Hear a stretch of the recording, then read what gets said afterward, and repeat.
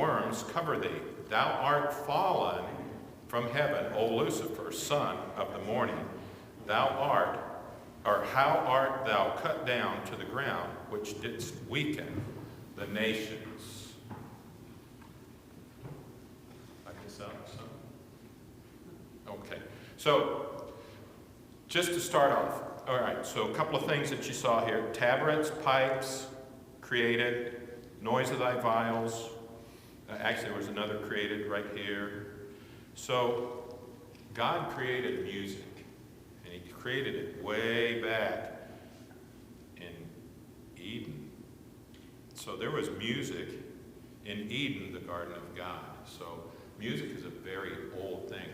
And it actually occurred in heaven before man was ever there. So in God's creation, we would know the king of Tyrus, we would know him by another name, the king of Tyrus is a type of Satan. And the perfect fit for how he is the example of Satan is in there. And you can see that Satan was in the garden, right? Satan tempted Eve in the garden, and then Eve handed the forbidden fruit to her husband. So music has existed from the beginning of creation, all right? And sometimes I think, and this is the scary part, being the music director of a church, sometimes I think of, well, you know, the person that was the chief musician in heaven was Lucifer. So Lucifer was like the musician in heaven.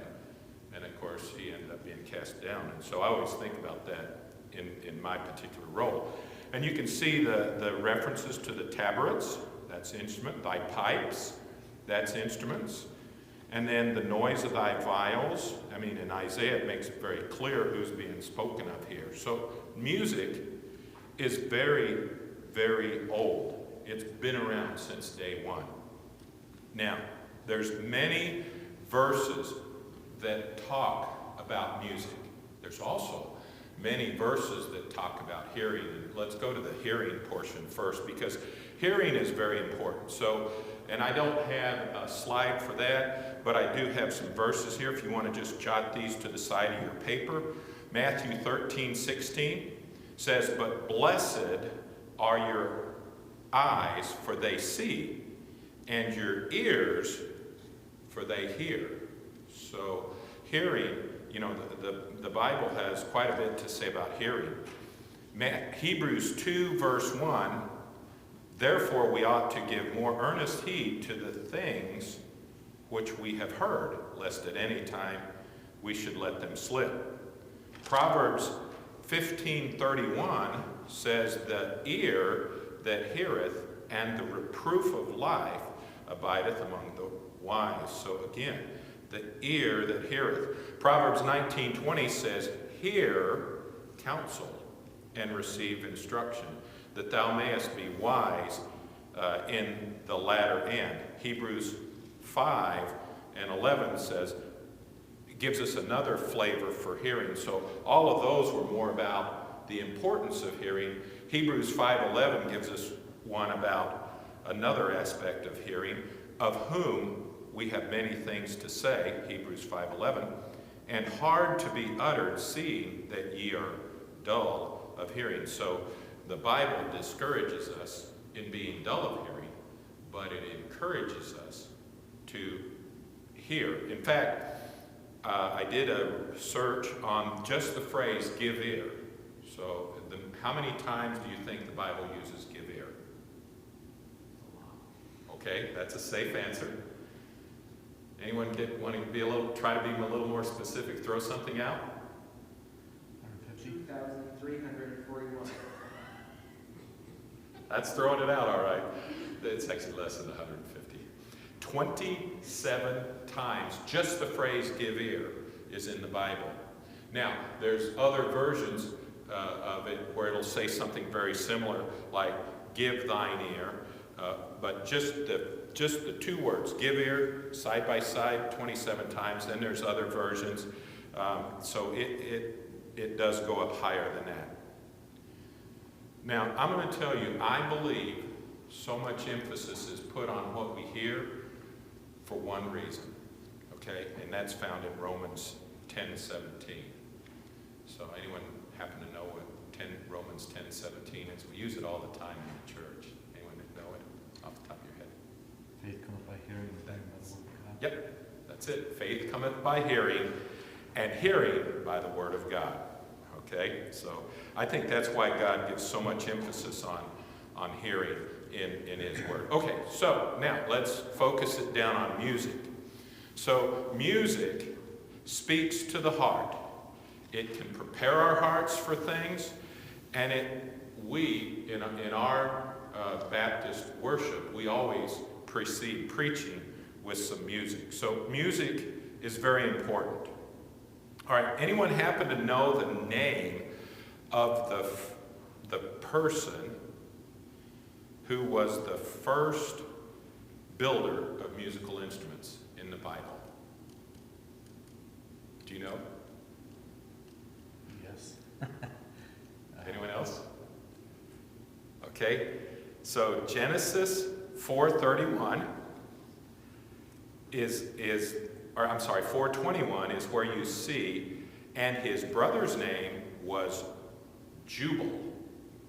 He was the father of all such as handle the harp and organ. So he's the first guy mentioned, the first human being mentioned as being a musician, or the inventor. I call him the inventor of musical instruments. Can't say he's the inventor of music because music was already invented. God did that. But he's the one who's the first musician named. So he's the father of all such as handle the harp and the organ. All right, so now there's a whole bunch of instruments that are mentioned in the Bible. And so you've got that list of instruments on your handout tonight. So you'll see harps, psalteries, viols, trumpets, cornets, cymbals, tabrets or timbrels, flutes, pipes, organs, sackbut, dulcimer, and you see singers. So singers, we all each have a one-pipe instrument within us. All right, now some of these instruments, we won't go through them in every one of them one by one, but I do want you to know that sometimes the English language changes from what it meant back in the day, okay, or what it meant back in the way that the language presents itself. For example, some people call a trombone a sackbut, but a sackbut was not a trombone. They didn't have trombones back in the Old Testament time. The sackbut more than likely refers to a stringed musical instrument and not a wind instrument, just because of the way the word is done. So some of these instruments, the names have changed in our modern time from what they were in Bible times, all right? But you can see those there. Cornets is another. Cornet was a horn, probably not like a cornet today, where you've got your valves on it. Probably didn't have valves back then. It's also closely related to a shofar, which is the horn. I mean, it's a literal horn that they blow into. So, all right. So there's some of the words. If you'll look at 2 Samuel, you'll find a category of instruments. Let's see. Do I have that? I maybe didn't do that. I don't think I put okay, I didn't put the passage out there. So if you look at 2 Samuel chapter 6, verse 5, you'll see, and David and all the house of Israel played before the Lord on all manner of instruments made of fir wood, even on harps and on psalteries and on timbrels and on cornets and on cymbals. So here you've got David and all of the house of Israel. They're playing their instruments, and they talk about instruments made of fir wood. So you've got instruments made of fir wood. So that's in addition to the list of instruments that I've included in your handout. You've also got instruments of God. So you'll find that in 1 Chronicles 16:24. And with them, Heman and Jeduthun, with trumpets and cymbals, for those that should make sound, and with musical instruments of God. And the sons of Jeduthun were porters. Okay, so you've got them referred to as musical instruments of God. And then there's another category of instruments, and that is loud instruments. You'll find that in 2 Chronicles 30:21. It says, "And the children of Israel that were present at Jerusalem kept the feast of unleavened bread 7 days, and with great gladness.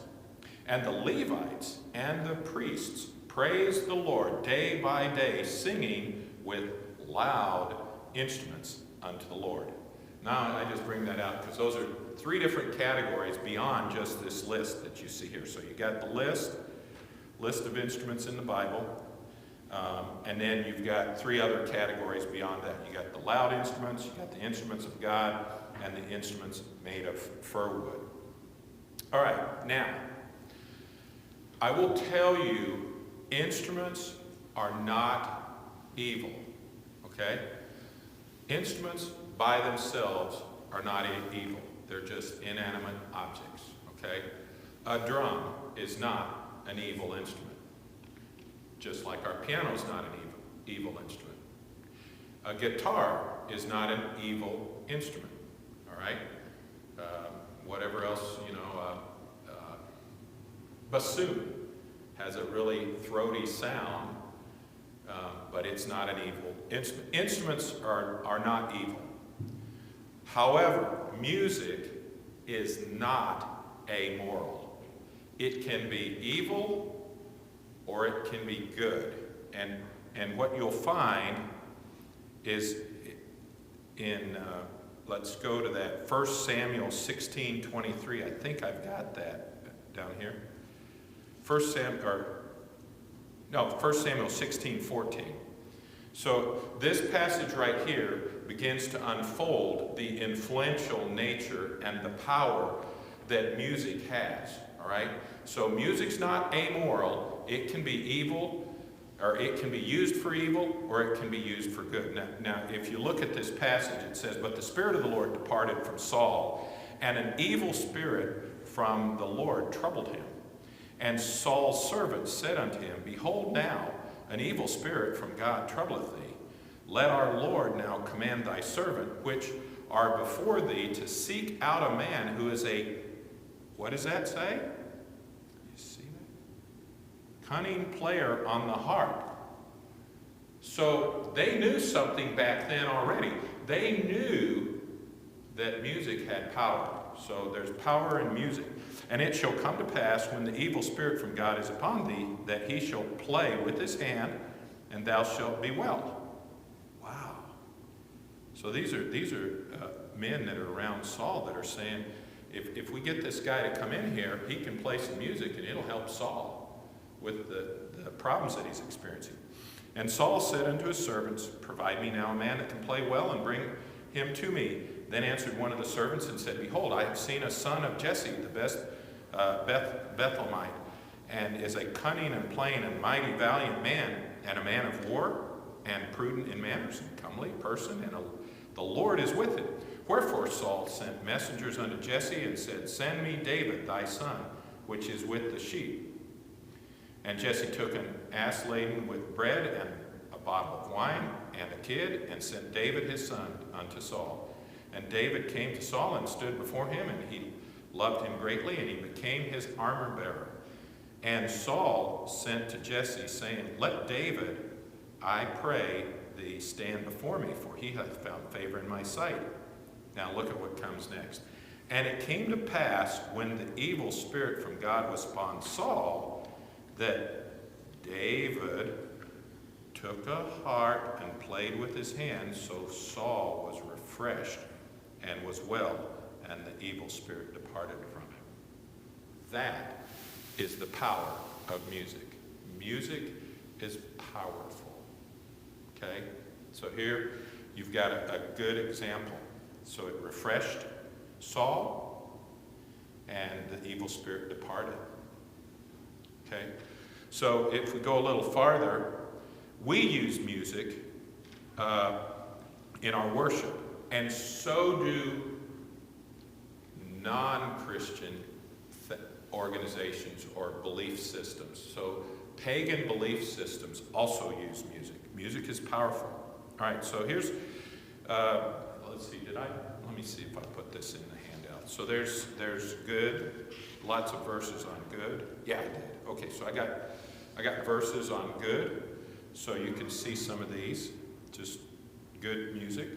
And David spake to the chief of the Levites, to the appointed their brethren, to be singers with instruments of music, psalteries and harps and cymbals, sounding by lifting up the voice with joy. So here's a good use of music. So we've got a whole bunch of verses for good uses of music. 2 Chronicles 5:12. You can see that there. The Levites, which were the singers, all of them, Asaph and Heman and Jeduthun, with their sons and their brethren, being arrayed in white linen, having cymbals and psalteries and harps, stood at the east end of the altar, and with them 120 priests, sounding with trumpets. That was probably a pretty neat sound, actually. So here you've got some rhythm instruments, or you got rhythm instrument, and then you got your melody instruments. So, and you've got them with their trumpets of that day. So you can kind of see there's a whole bunch of verses here. One of the ones that I like to use a lot, sometimes I'll say it before we start a church service, is this 100. Make a joyful noise unto the Lord, all ye lands, serve the Lord with gladness, come before his presence with singing. So, I like to use that sometimes at the start of a service.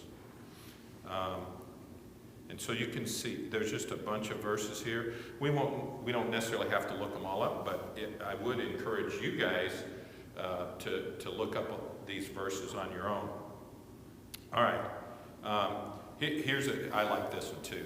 Psalms 92, verse 1 through 5. It is a good thing to give thanks unto the Lord, and to sing praises unto thy name, O Most High, to show forth thy loving kindness in the morning, and faithfulness every night, upon an instrument of 10 strings, and upon the psaltery, upon the harp, with solemn sound. For thou, Lord, hast made me glad through thy work. I will triumph in the works of thy hand. O Lord, how great are thy works, and thy thoughts are very deep. A brutish man knoweth not, neither doth a fool understand. But here we've got upon an instrument of 10 strings, and upon the psaltery and the harp. So you can see instruments can be used for a lot of good. So here's instruments associated with worship in a good context. Just a whole bunch here. And then we've got some examples of bad uses of music. So here's Daniel 3, chapter 3, verse 5, that at what time ye hear the sound of the cornet, the flute, the harp, the sackbut, the psaltery, and the dulcimer, and all kinds of music, ye fall down and worship the golden image that Nebuchadnezzar the king hath set up. So here's a case where music is used for evil purposes. And music's powerful, right? So this was the call to worship the golden image that Nebuchadnezzar the king set up. So it's an evil use of music. And remember what I said? Music is not amoral. It can be used for evil, or it can be used for good. Okay? Exodus 32:7. I like this one. Well, actually, I think it's a good example. Let me say it that way. And when Joshua heard the noise of the people that they shouted, he said unto Moses, there is a noise of war in the camp. And he said, it is not the voice of them that shout for mastery, neither is it the voice of them that cry for being overcome, but the noise of them that sing I do hear. So what you have is you have people, their music sounded like the noise of war to Joshua and, of course, to Moses. And this passage occurs right after Aaron makes the golden calf. So Aaron makes the golden calf, and now the people are worshiping the calf. And here comes Aaron and Moses out of, or I'm sorry, not Aaron, Joshua. I gave you the wrong character. Joshua and Moses coming down from the mountain with the 10 tablets of stone, and they hear this noise of war in the camp. So, bad use of music, right? So, sounded like noise of war. So there was a lot of issues with it. Okay? And the next thing that I want you to see, okay, so music, it can be good, it can be bad. The next thing that I want you to see is that music speaks to the soul, okay? Look at what's said here. By the rivers of Babylon, there we sat down, yea, we wept, when we remembered Zion. So they're sad. We wept when we remembered Zion. It's a sad time. We hanged our harps upon the willows in the midst thereof. For there they that carried us away captive required of us a song, and they that wasted us required of us myrrh, saying, sing us one of the songs of Zion. How shall we sing the Lord's song in a strange land? If I forget thee, O Jerusalem, let my right hand forget her cunning. If I do not remember thee, let my tongue cleave to the roof of my mouth. If I prefer not Jerusalem above my chief joy. But notice what it says. We hanged our harps upon the willows. They were sad. They hung their harps by the willows. They were sad.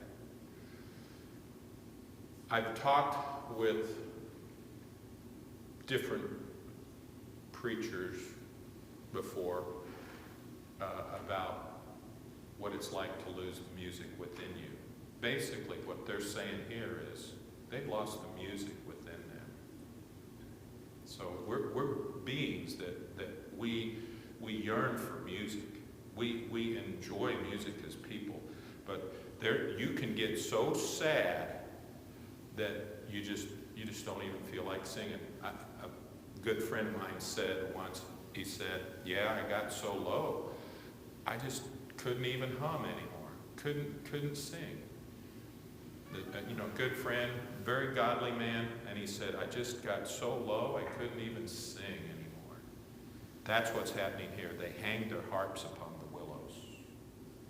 So music speaks to the soul. Now, the next thing I want us to do is look at some principles this just gives you some of the foundation. Next thing I want to do is look at some principles that will help us as we judge our music. So the first, and they all begin with M. I made them M to help you with memory. Music, message, method, and then musician. I believe was the last one. Yeah, musicians. So the first thing is the music. Now, the verse for that one is just this 1 John 2:15. Love not the world, neither the things that are in the world. If any man love the world, the love of the Father is not in him. The music that we listen to will identify our love or our lack of love for God.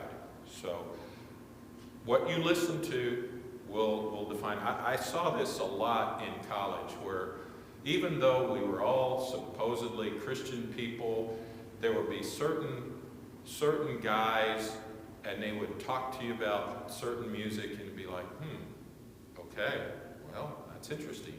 And then later on in life, you'd find out they went off the deep end and got into some sin that probably they could have avoided if they'd had a true conversion, maybe, or they didn't listen to the music that they did. But the music we listen to will identify our love or lack of love for God. Okay, you can tell a lot of about a person by their music. Now I want you to know this part here.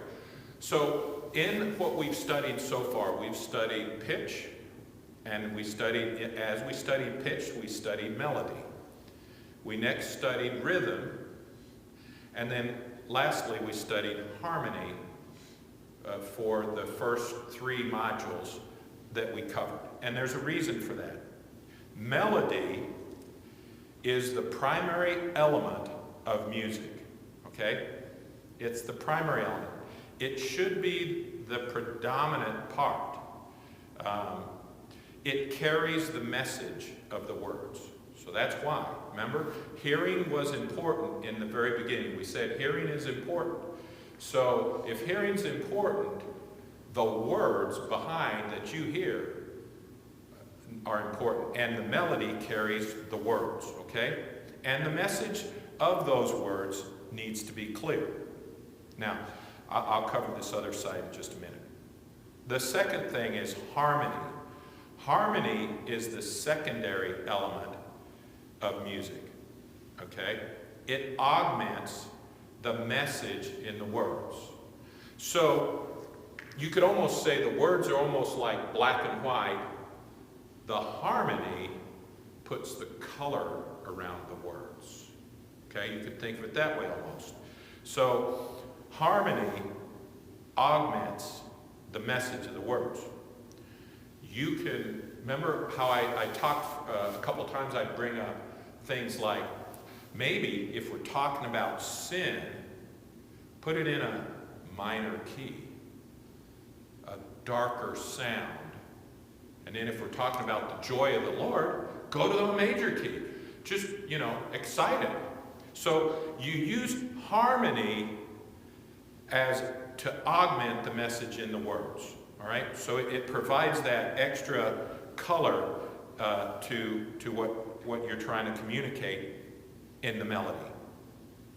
Now, it should not overpower the melody or the message. Now, those of you that were in choir, was it last night? Or was it maybe recently? I looked at the altos and I said, what part is that you're singing? And they said, the melody. And I was like, yes, it needs to be louder. And then to the other parts, I said, you need to tone your parts down, right? Because the melody carries the message, and that's really critical. Now, rhythm is the control element of music. It keeps the singers and the instruments together, okay? So rhythm, the real purpose of rhythm is to keep people together. Tambourines in the Old Testament is an example of a rhythm instrument.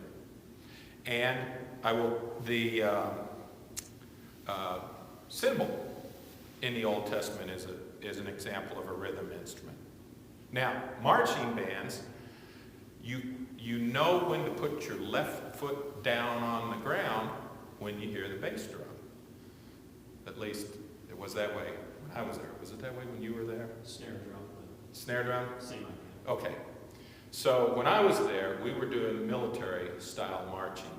And when that bass drum hit, your left foot was supposed to be down. That's how you knew when it was time to have your left foot down. And the bass drum kept the beat for the left foot. And that's how we just stayed in step. So rhythm was the control element to the music, right? Now, let's look at how each one of these relates to the body. So the melody really speaks to the spirit. Now, if you want a good verse for that, go to Ephesians 5:19.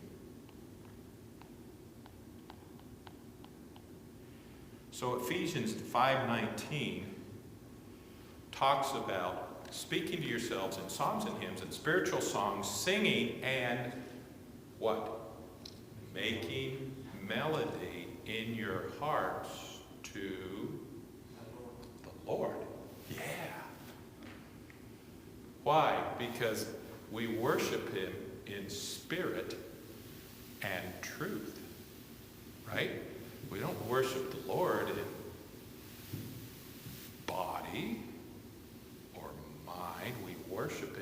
Spirit and truth. And right here it says, making melody in your heart to the Lord. So it draws it in right to the melody. So Ephesians 5:19 is good for that. Now, the harmony, of course, speaks to the mind, because your mind is the part that perceives the beauty of the way the chord structure has been put together. And then the body, the rhythm again controls the musician, how they're doing this, or if you're marching, which foot goes down. So that goes, now let me give you a good verse for that. Look at 1 Corinthians 13:1. And where I'm headed with this is he's using rhythm instruments to try to say something here. So, though I speak with the tongues of men and angels and have not charity, okay, so if I'm standing before you guys and I don't love you guys, that's a problem, right?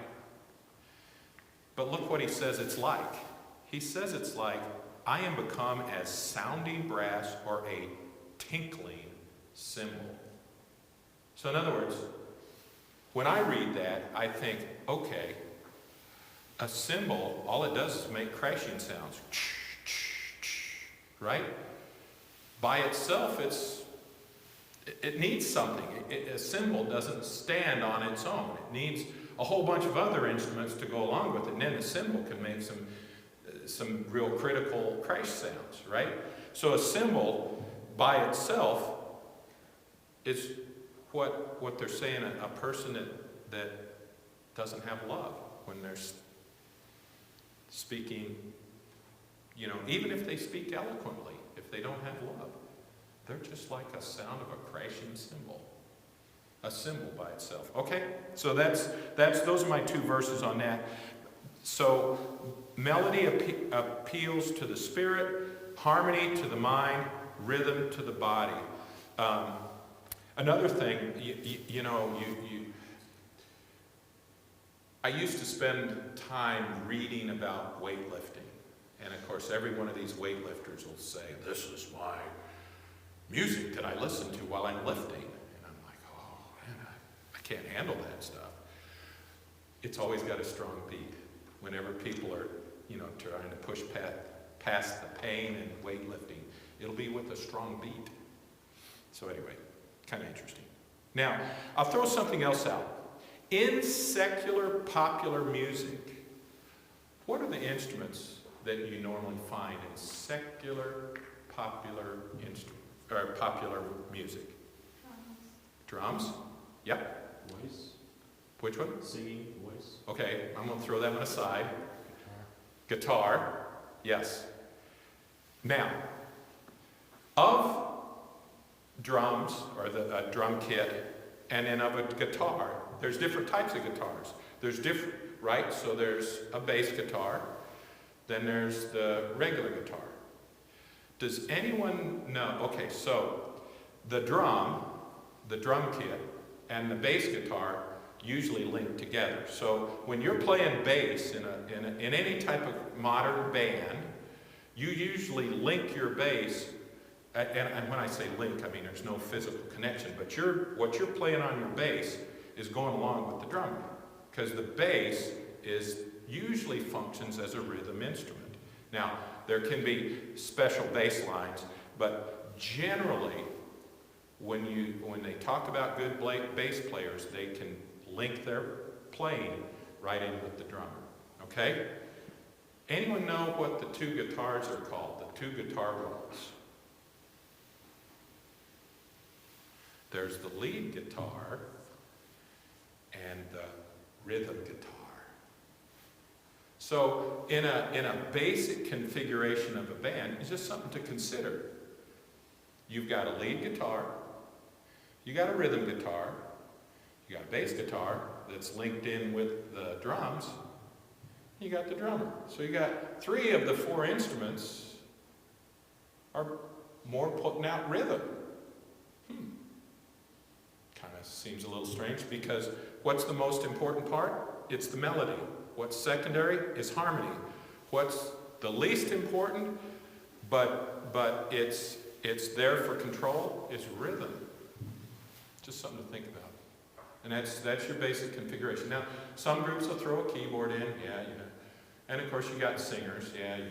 But think about it. Of your instrumentalists, your 4 basic instrumentalists, 3 of them are rhythm related and 1 is not. So just something to think about. Okay, so the music. Music, we talked about melody, harmony, and rhythm. Now let's go to the message. Oh, wait, no, I want to do one more thing. Forgot about that. So I borrowed this from another author. This is another author's stuff, but I like it.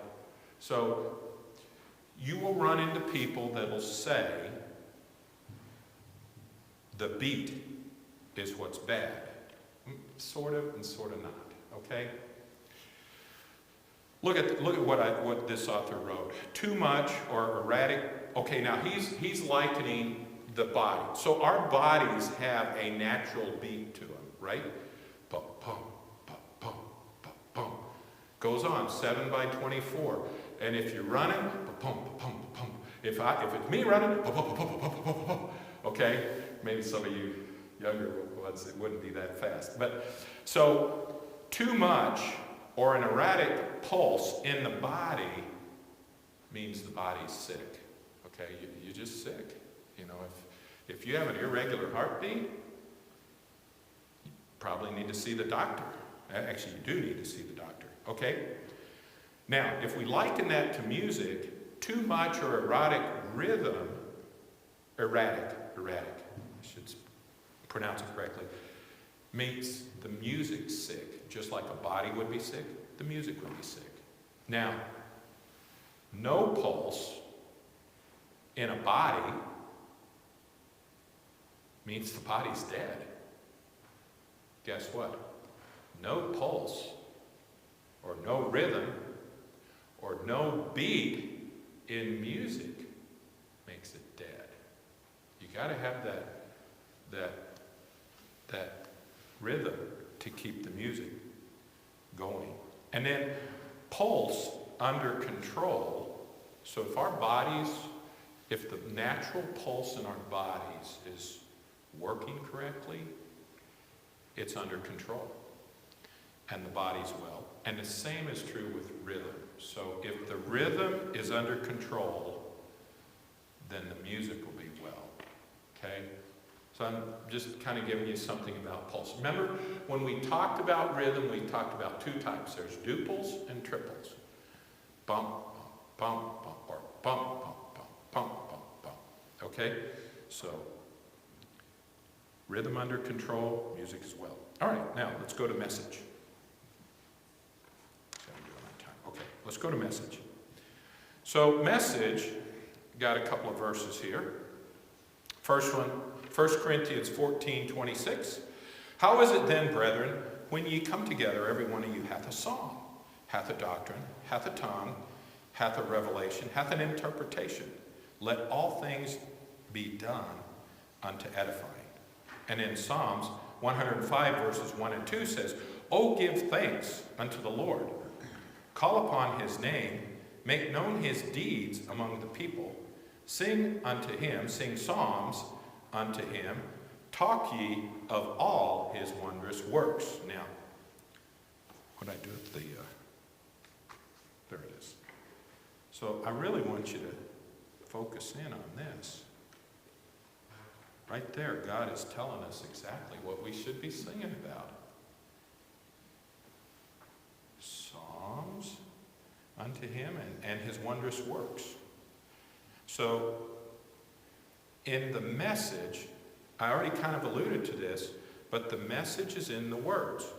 If you go to Ephesians 5:19, you see more. You see speaking to yourselves in psalms, hymns, and spiritual songs. And I like to ask this to the choir from time to time. Singing and making melody in your heart to the Lord. So that we've already done that section. This is really the first half that I want to focus on of this verse we've already said. Psalms, hymns, and spiritual songs. Those are the 3 types of things that you'll run into in church. So the text that we sing, in what we sing, the text may be biblical, okay? It may be about Christian experience, and it may just be praise and worship, but that fits in all these categories here that you see. So let me give you some examples. We have a piece in our library, a music library, called Psalms 23. It's basically that chapter, and we've sung it before. So that is an example of Psalms.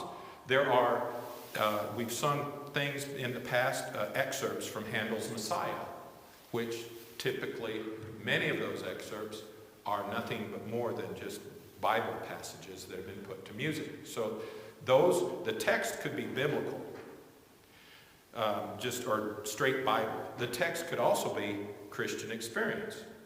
Anyone know a hymn that we sing of Christian experience? Sang it recently, in the last month, maybe a month and a half.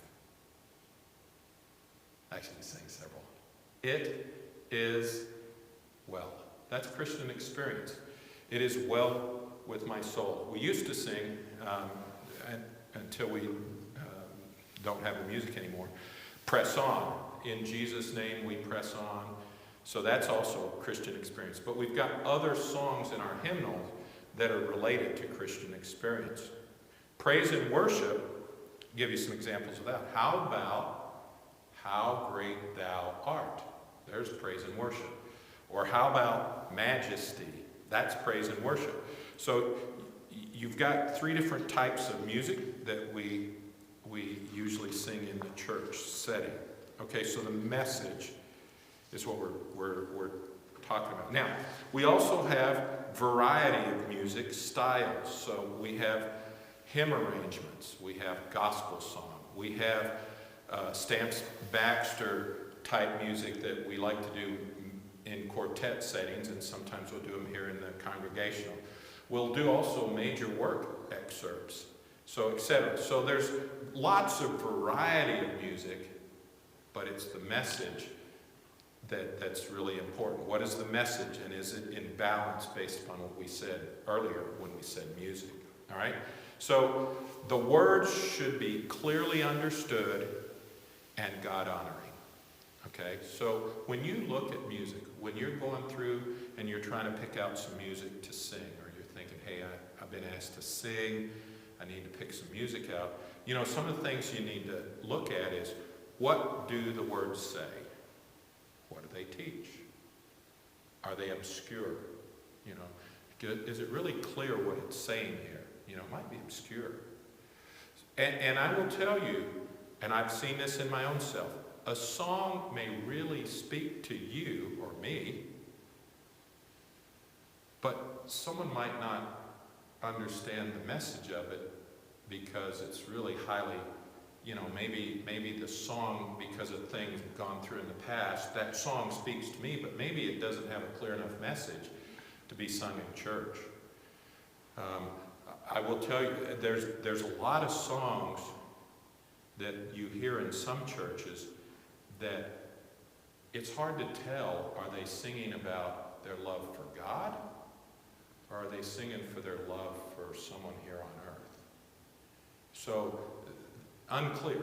That's kind of an obscure message. You know, if you could sing it in church, but then people out in the world, let's say in a honky-tonk, you sing it there, and they'd be just fine with it because they'd think it's, oh, they sing about an earthly lover, then, you know, that's probably not acceptable for our use here. So the words should honor God. Let me ask you this. Tell me what you think. Do the words always have to be sung? No. No. Because guess what? God gave us these minds. And when Sister Andrea or any of you ladies play on this piano in offertory and the melody is clear, what does the mind do? Puts the words in for you. So we don't necessarily have to have the words as long as the melody and the music is clear for the offertory. So yeah, Not necessarily needed. Instruments can play the melody solo, okay, without a singer singing them. And the key is the melody has to be easily recognized. The mind will put in the words. So that brings up one thing. When selecting offertories, those offertories need to be selected with melodies that are easy to recognize. So one of the dangers that can happen, and I haven't seen it here, but it could happen, is that someone has a song, I really like that song, but no one in the church knows it.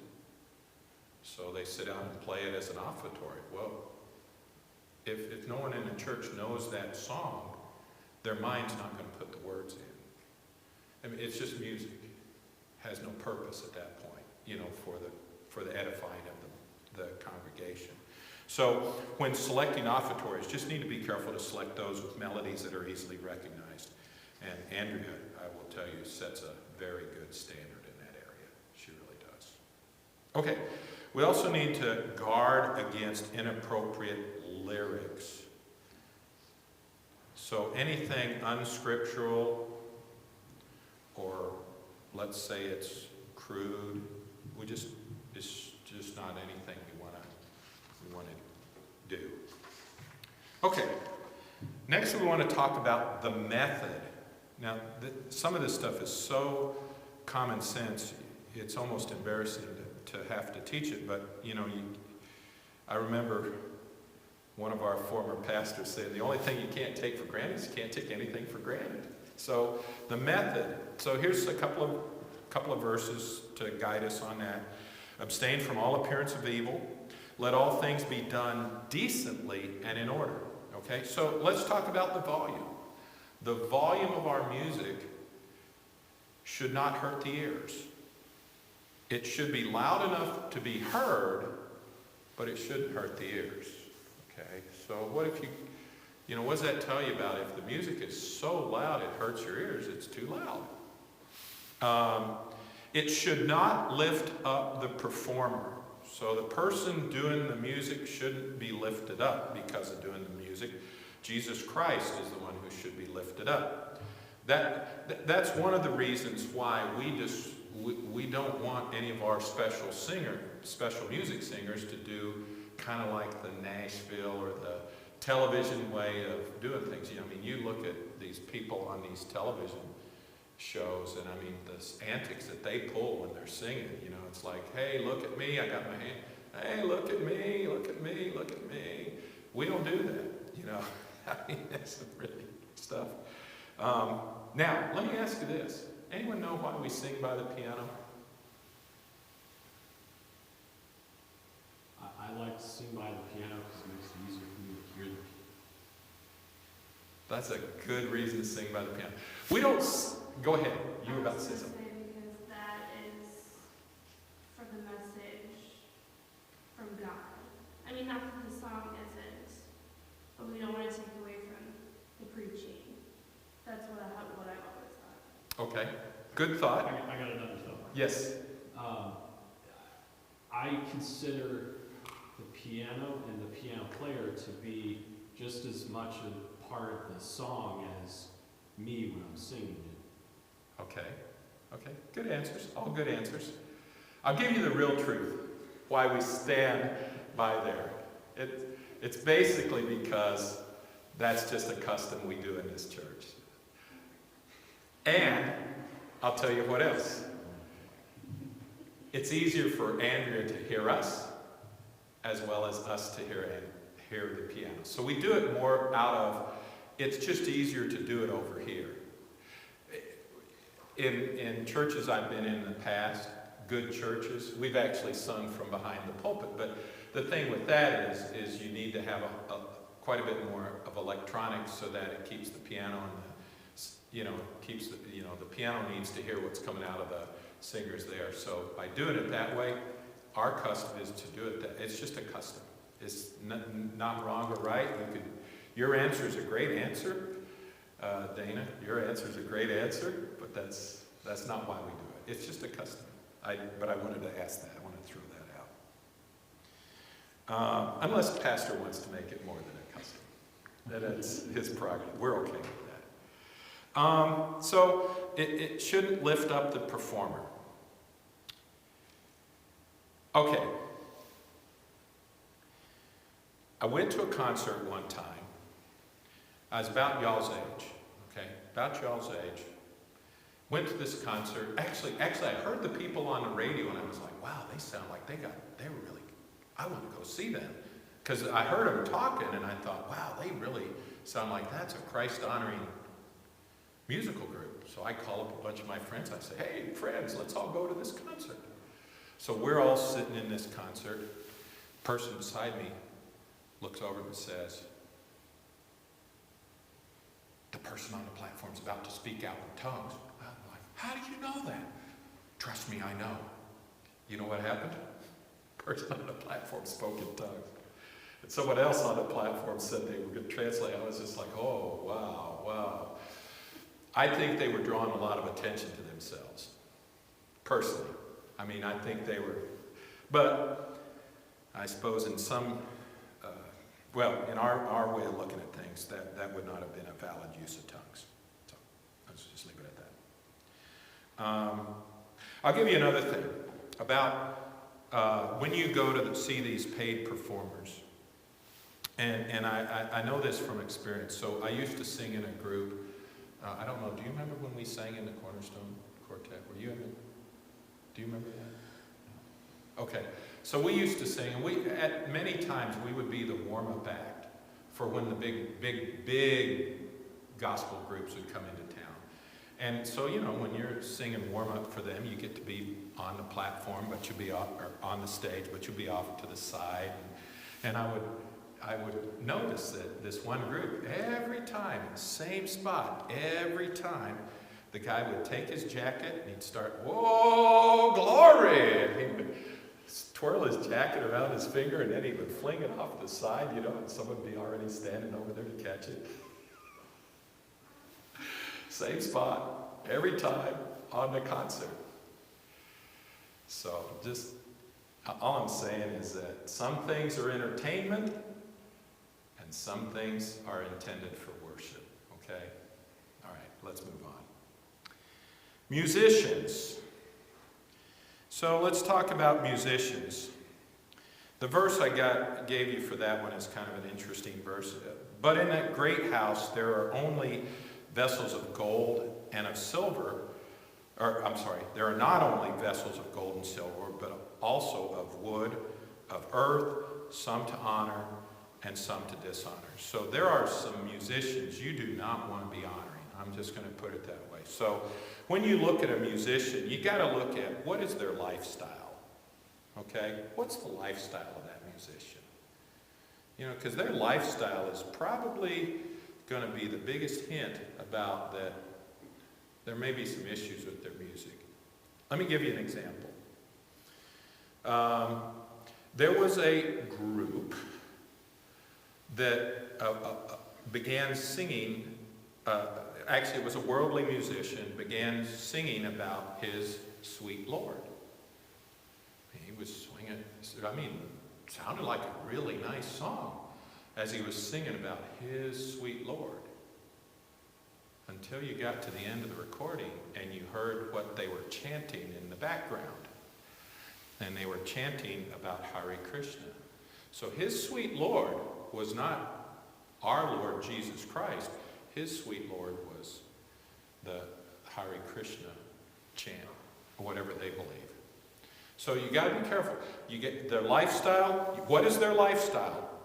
Because their lifestyle will more than likely tip you off that there's probably more to their music than what they might say is in their music, right?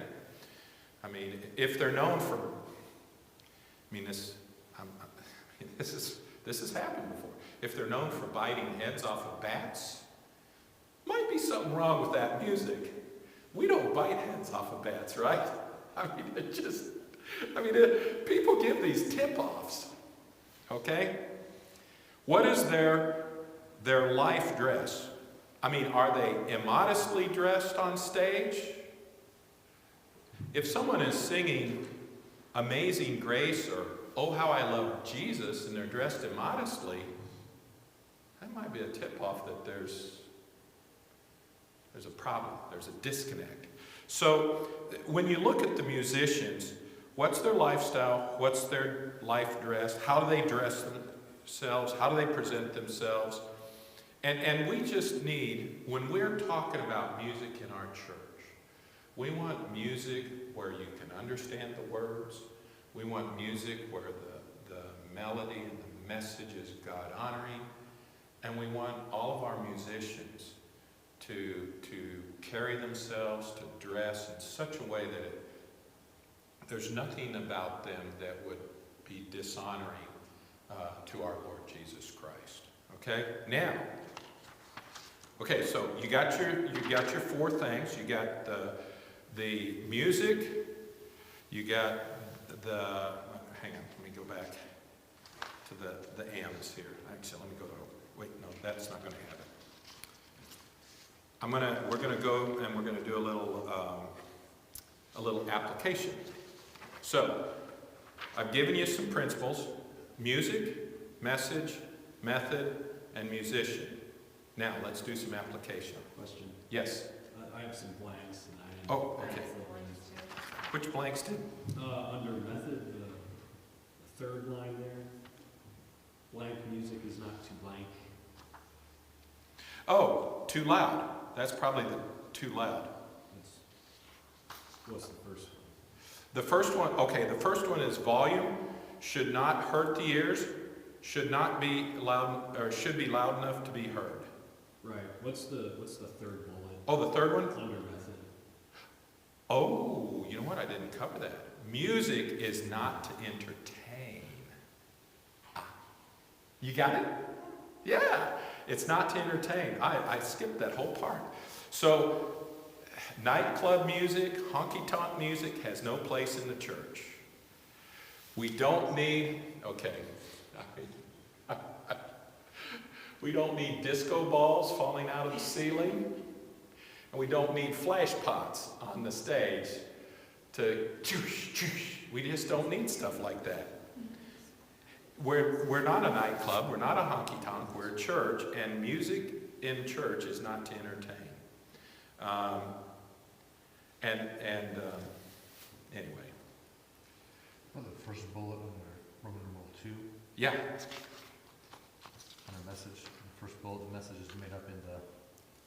Made up in the words. It's in the words. What's the second bullet? You put that as, and you need the second one? It says you play. The melody? Yes. Second one is probably, let's see, instruments can play the melody solo.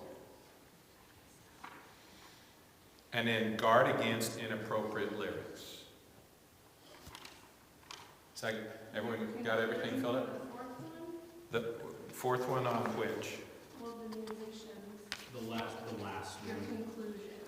Oh, the conclusion, we need high standards for our music.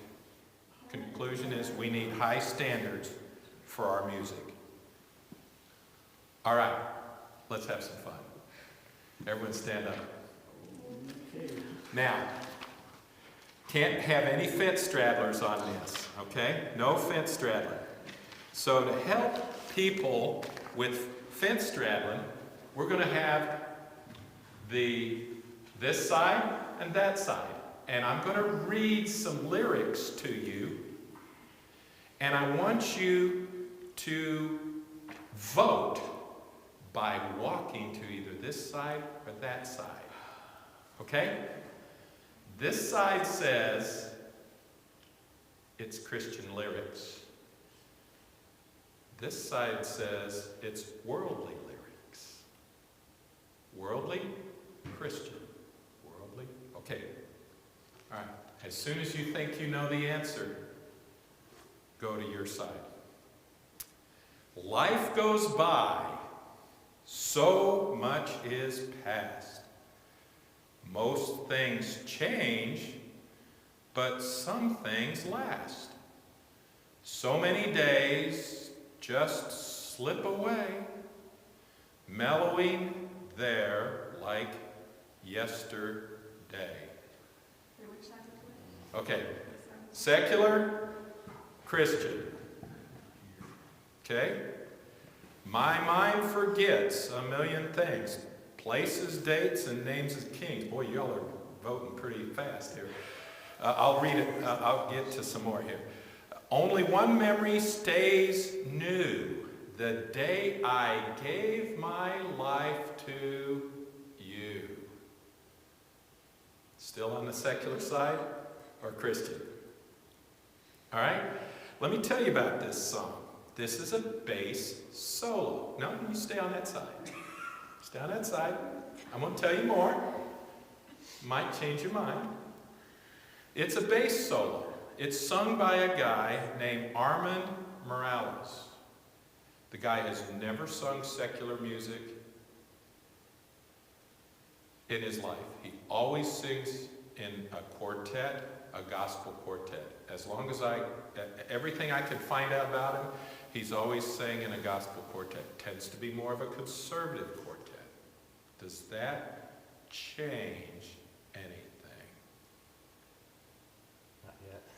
Not yet. Okay, good. All right, my mind forgets a million things, places, dates, and names of kings. Only one memory stays new, the day I gave my life to you. I will say, good job. Now, I will tell you, this particular song is one that, even as I was re-looking at the lyrics, this song means something to me, but I can't sing it in church, because to me it reminds me of my relationship with Jesus Christ and the day I got saved. But it's not a song appropriate for singing in a church. Okay, let me give you another one.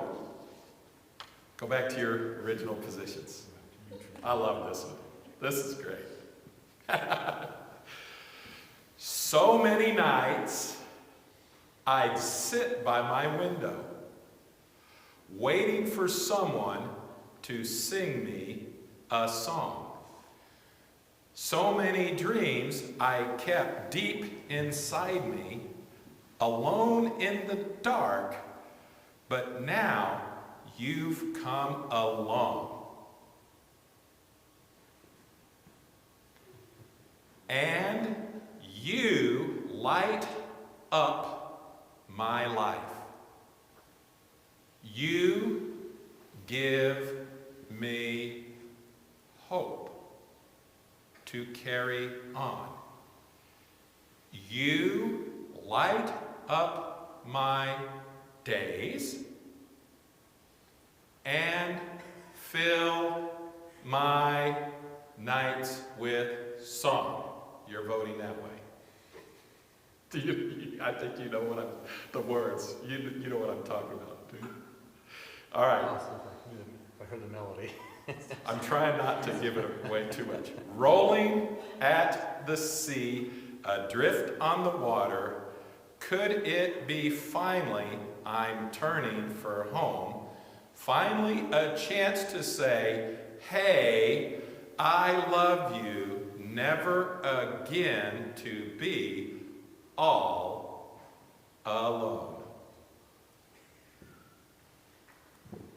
Okay, very good. This song is sung by a person named Debbie Boone. Debbie Boone is a crossover musician.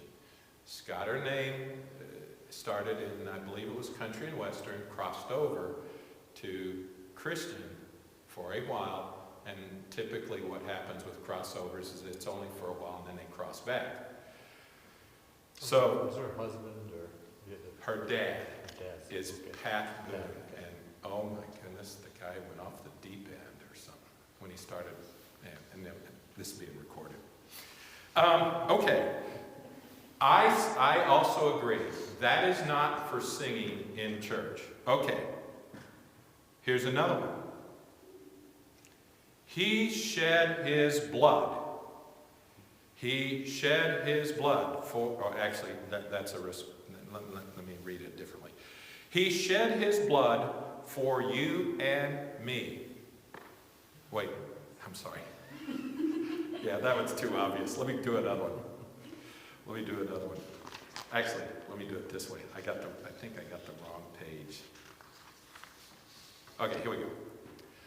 Once I was blind to the right way of life. Daily I groped where darkness was rife. But when my Lord bade me to turn from all strife, when I said yes, quickly Jesus came in. When I said yes, Jesus came in, gave me sweet peace, saved me from sin. Now I can be fisher of men. And that's it. Now I can be fisher of men. Comfort I sought in a sinful abode. Nothing had they to brighten the road. Only one friend ere could lighten my load. When I said yes, quickly Jesus came in. Are you on this side or that side? This side. Okay, good choice. Good choice. That was copyright 1945 by Stamps Baxter, and I don't remember which hymn it was. Okay, got one more for you. This is an interesting one. I was raised on New York rock and roll. I took control. I was cool. Made the rounds, made the record hops. I hit the top, played the fool. From above, I truly heard a friend. Truly now, you must be born again. I put away my idols. I stripped away all the titles. Money wrinkles and things do decay. I put away my idols. Which way are you going to go on that one? That's Fitzstradlin. I was living by my horoscope, taking pills to cope with my pain. Rock and roll was my identity, my whole security. I made a name. Truly from above I heard a friend. Truly now you must be born again. I put away my idols. I stripped away all the titles. Money wrinkles and things do decay. I put away my idols. Which way are you going? Well, there's no mention of Christ, but I ain't much in there, is there? no. I mean, I wouldn't sing in church. No. Exactly. The last statement says, I put away my idols. Cadillacs end up in a junkyard. I wouldn't sing it in church. There's a lot of eyes in there. Very, it's definitely experiential. Again, this is another person that got his name in worldly music, came over, did a couple of Christian albums, maybe just one, I don't know, and then eventually went back. You know, he actually stayed longer than most people stay in Christian music, and then he went back. So, good. I just wanted you to have a little experience analyzing some of the words. Any questions you have for me about music, anything we've covered tonight, it could be in any of the sessions, any questions you have for me?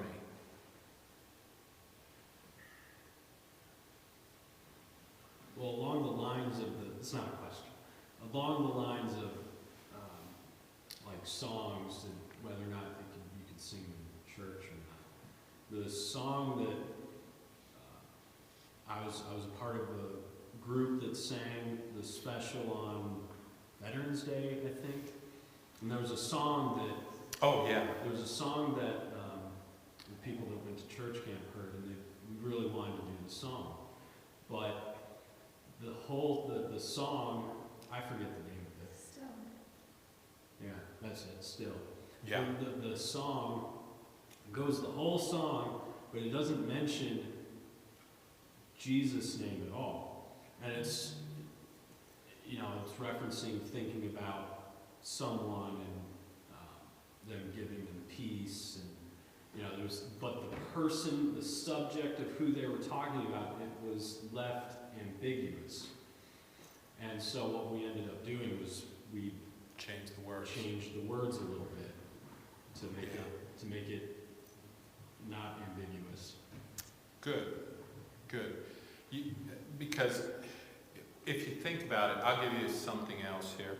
Think about how much time do we have of a person each week? So if they come to every service we have, Sunday school, morning worship, evening, Wednesday, we have them for about 5 hours out of a week. Okay? So you want to make the best use of that 5 hours. So you want to be careful about singing stuff that wouldn't contribute to the growth or the edification of the people that are here. But yeah, I'm glad to hear that you changed the words. That's good. That's good. Might there be times when we would maybe do something a little bit more on the patriotic side that maybe has less emphasis on Christ and more maybe related to the country? Yeah, maybe. We might do that for a special purpose, a special reason. But what we want to do is make sure that all of our music is clear. The message is clear. The melody is clear. The harmony supports the melody, and the rhythm is just the control. Just it's there, but it's not going to overpower stuff. Yeah. I know a song we used to sing in the choir when I was here before, and I never liked it. Which one was it? I liked the song, but I didn't like the music. It was His Eye was on the scale. It just sounded like. I think that's still back there. It's still back there. I don't know if it's written in a minor key, but it did. I No. sing because I'm happy. I mean, that's what it sounds like, and I never liked that song. Yeah. So I think the challenge on that one is that the way that the arranger arranged it, they arranged it with these really, I'm going to call them sweet sounding chords. And yes, there were several people that didn't like that. Yeah. Just several? Well, let's say we haven't sung it in many, many years. I Since quit leading it because I got enough since people I talking. have been in choir, it has never been pulled out. Just these songs. Yeah. Yeah. But it's actually okay. But it's Yeah. just got really sweet chords, and our I guess our people didn't like the sweet chords. I got another comment. Yes. I've been in church services where the special music was someone who was obviously a very talented singer, but the way they were singing was in more of like an operatic style, where you couldn't. I had trouble at least hearing all the words. Like you could hear the vowels just fine, but I didn't know if it was like so or through or what.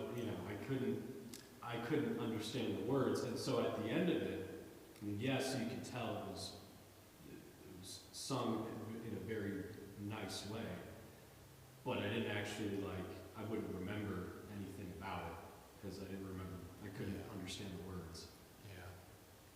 Yeah. Consonant sounds, the consonants, putting the consonant sounds on the end of the vowels is very important.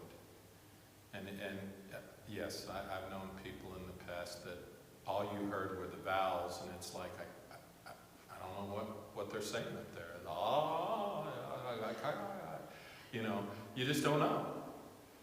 Well, I do know. But that's not good technique. That's in not. the past, someone did that on purpose. Oh, well, I'm sorry to hear that. All I can say is that's not good technique. That is not, if they had any formal training, they would have been taught not to do it that way. So, Anything else? All right.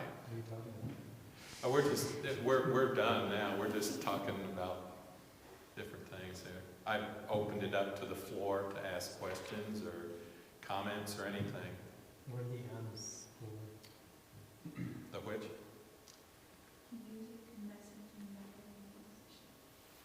Oh, yeah. Well, the 4 M's were music, method, musician, and message. Yeah, message was number 2. Yeah.